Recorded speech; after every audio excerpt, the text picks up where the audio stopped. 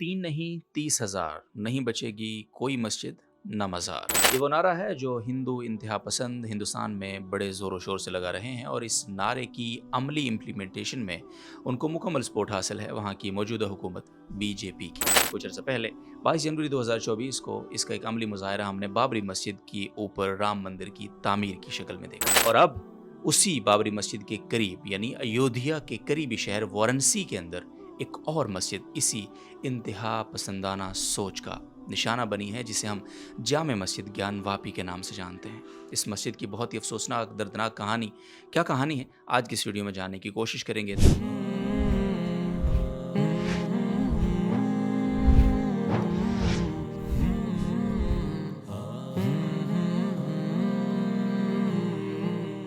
अनाज मोहतरम जामे मस्जिद ज्ञान वापी ये भारत की रियासत उत्तर प्रदेश के ज़िला वाराणसी में वाक़ है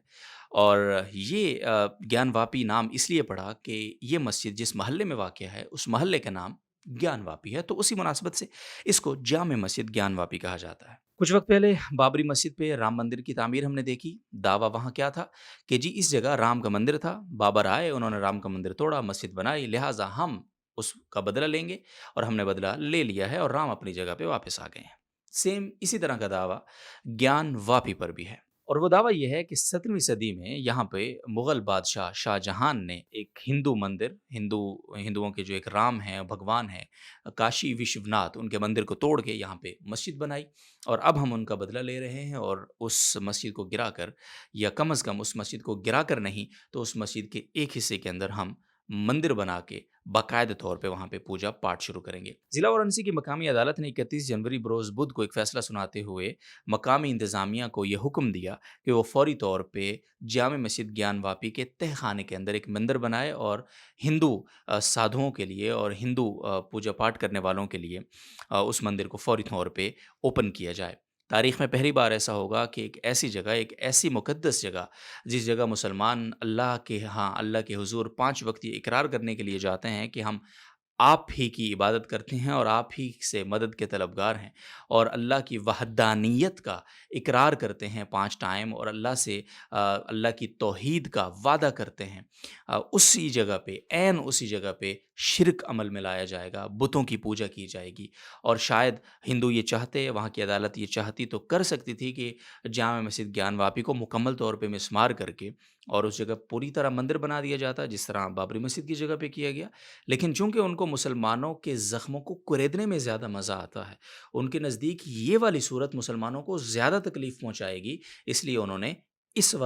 वाली सूरत को वहाँ पे नाफ़िज़ किया है। सो ख़ैर अल्लाह ताला की लाठी जो है वो बेआवाज़ है और अल्लाह के यहाँ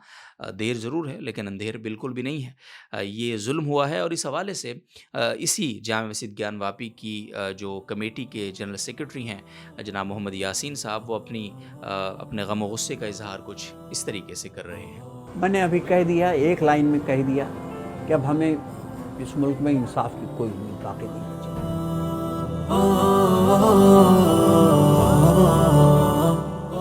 हम अपने गुस्से का इजहार तो कर ही सकते हैं आपसे। आज हम जो बोल रहे हैं कभी हम इतना नहीं बोलते, लेकिन हम देख रहे हैं क्या जाती हो रही है, क्या जुल्म हो रहा है और कब तक। और ये एक मस्जिद का मसला नहीं, उनका नारा है 3 नहीं 30,000 नहीं बचेगी एक भी मस्जिद और मजार। ये उसी रास्ते पर चल रही। इस शहर की 3-4 मस्जिदों पे वो दावा ठोकने जा रहा है। जी तो नाज़िम मोहतरम इस मस्जिद का थोड़ा सा बैकग्राउंड मैं अगर आपको दूँ तारीख़ी तौर पे ये बहुत ही अज़ीम शान मस्जिद है और ये भी यहाँ आपको मैं बता दूँ कि हिंदुओं का ये जो एक सफ़र है मसाजिद को गिराकर उन पर मंदिर तामीर करने का ये आपको इसमें तेज़ी आती हुई नज़र आ रही है और ये तेज़ी दरअसल पेश ख़ैमा है उस सोच का जो सोच हिंदुस्तान के अंदर पिछले कुछ अरसे में पनप रही थी और उसको बहुत ज़्यादा पज़ीराई मिली है बीजेपी की हुकूमत के अंदर और वो सोच ये है कि हमने हिंदुस्तान को सेक्युलर मुल्क से तब्दील करके ایک ہندو اسٹیٹ میں بدلنا ہے۔ عملاً تو وہ تبدیل ہو ہی چکا ہے، بس ڈاکومنٹس کی حد تک اس کو تبدیل کرانا باقی ہے، اور امید ہے کہ بہت جلد شاید یہ خواب بھی ان کا پورا ہو جائے گا، اور اس کے اندر، اس نئے ہندوستان میں جو ہندوؤں کا ہندوستان ہے، اس کے اندر مساجد کی، مسلمانوں کی، ایون دیگر کسی بھی مذہب کی کوئی جگہ نہیں ہے سوائے ہندوؤں کے۔ میں نے پچھلی ویڈیو کی تو وہاں پہ نیچے کمنٹس میں آپ جا کر دیکھیں، بہت سارے ہندوستان کے ہندو اس ویڈیو کے نیچے جو ہے وہ ہمارے اوپر انہوں نے طرح طرح کے غیر اخلاقی اور بہت ہی ذاتی قسم کے تبصرے کیے، اور سب کچھ اپنا بہت سارا غصہ وہاں پہ نکالا۔ بھئی آپ غصہ نکال سکتے ہیں لیکن حقائق کو مسخ آپ نہیں کر سکتے۔ اب ایک تھوڑا سا بیک گراؤنڈ لے لیتے ہیں اس مسجد کے حوالے سے، جو 2 مواقف ہیں ان کو سن لیتے ہیں۔ پہلا موقف جو ہے وہ مسلمانوں کا ہے، اور وہ یہ کہتے ہیں کہ جی یہ مسجد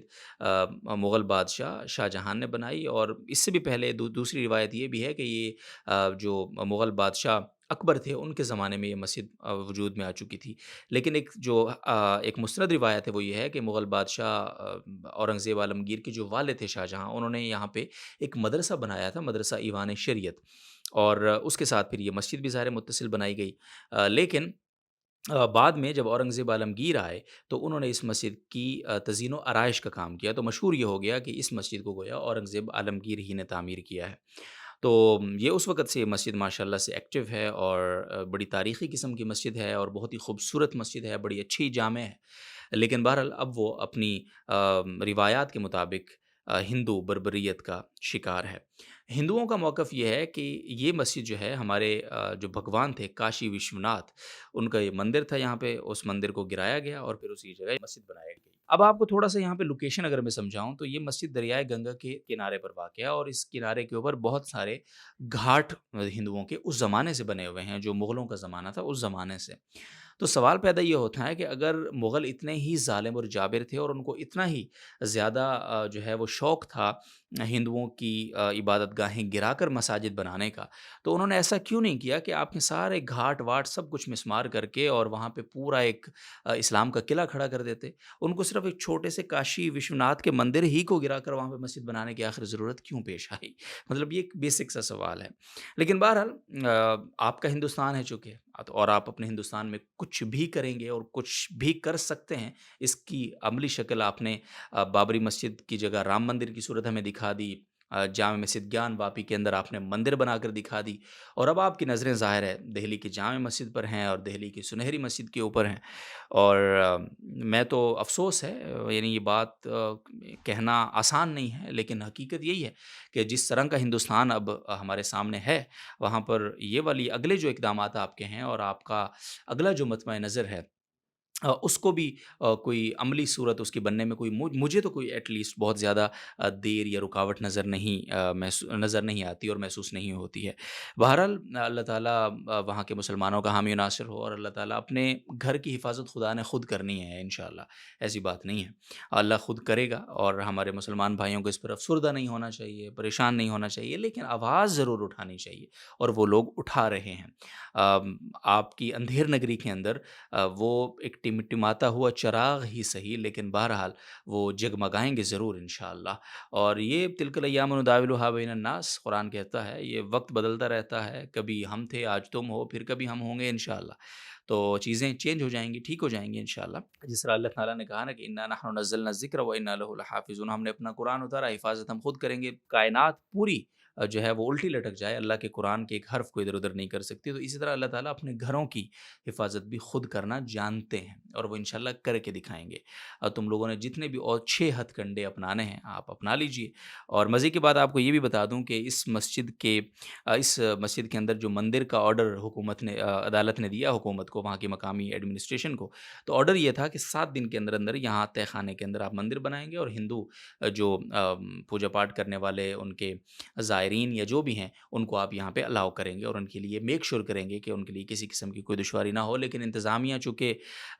پہلے سے چیزیں جانتی تھی، اور یہ سارا چونکہ ملی بھگت سے سارا کچھ ہو رہا تھا، اور وہ پہلے سے تیار تھے اس کے لیے، تو انہوں نے 7 دن کیا لگانے تھے، انہوں نے اگلے ہی دن وہاں مندر ایکٹیو کر دیا، اور وہاں پہ پوجا پاٹ باقاعدہ طور پہ شروع کرا دی گئی ہے۔